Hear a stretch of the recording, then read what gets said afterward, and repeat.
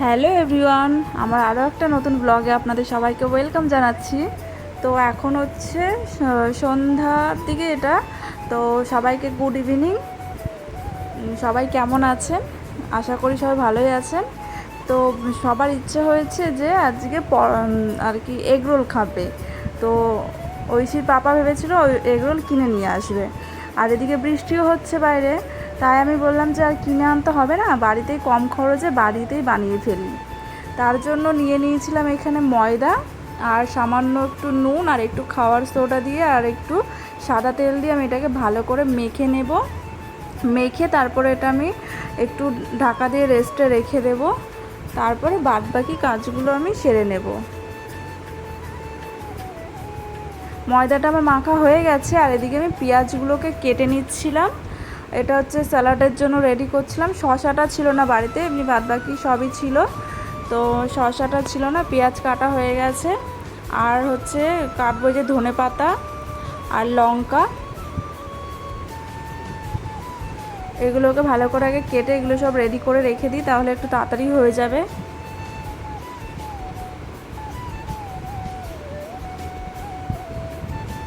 আর মেয়ে তো পাশে দাঁড়িয়ে দাঁড়িয়ে তো বদমাশি করেই চলেছে। তারপর আমি এই রুটিগুলো আগে বেলে নিচ্ছি। রুটিগুলো আগে একটু হালকা করে একটুখানি মানে ভাজা করে নেব।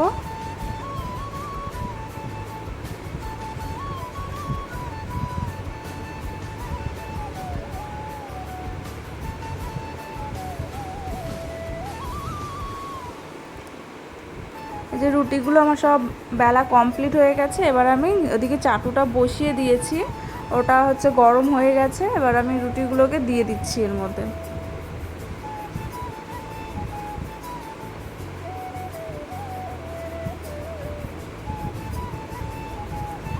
আর এইদিকে ম্যাডাম কি করছেন? ললিপপ খাচ্ছে বসে বসে। এখন এই টুলটা নিয়ে এসছে, আমি যখনই রান্নাঘরে ঢুকবো ও টুল নিয়ে এসে দাঁড়িয়ে পড়বে, আমাকে ডিস্টার্ব করবে। ওই এটা সেটা ধরবে, এই করবে, ওর কাজ এটাই।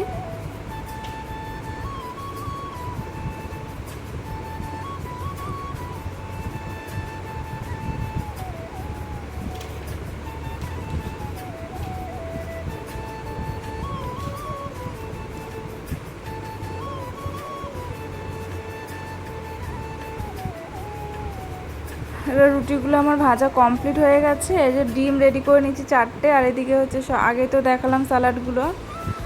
এবার ডিমটা আমি ফাটিয়ে নেব, তারপরে এগরোলগুলো রেডি করব। বারবার পরোটাই করে যাচ্ছি।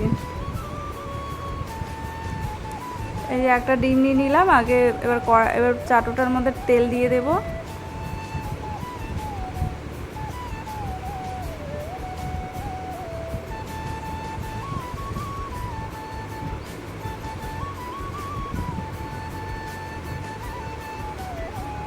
ঐশীর পাপাও এসছে, যে বলছিল কিছু হেল্প করতে হবে কিনা, তার জন্য এসছিল।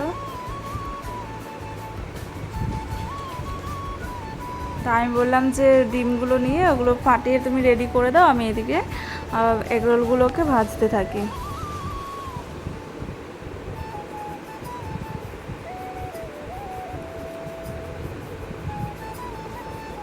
একটা ভাজা হয়ে গেছে, এবার এটা দ্বিতীয় নম্বর হবে।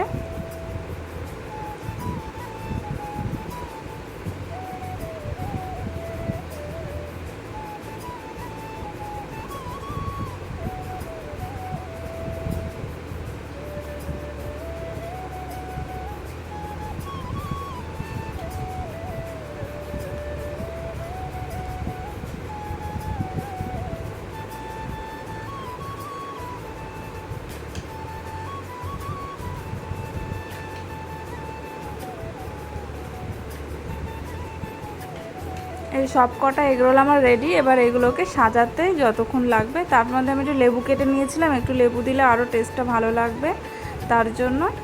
এবার আমি সব এর মধ্যে মেয়ের জন্য আগে লঙ্কা ছাড়া একটা ওর জন্য আমাকে বানাতে হবে আলাদা করে, তারপরে আমাদের জন্য আবার রেডি করব। এইগুলো হচ্ছে, এটা হচ্ছে লঙ্কা, এটা আমি লঙ্কা দিয়ে ফেলেছিলাম, তো মেয়ের জন্য লঙ্কা ছাড়া একটা বানাবো। কার কার এগরোল খেতে ভালো লাগে প্লিজ জানাবেন।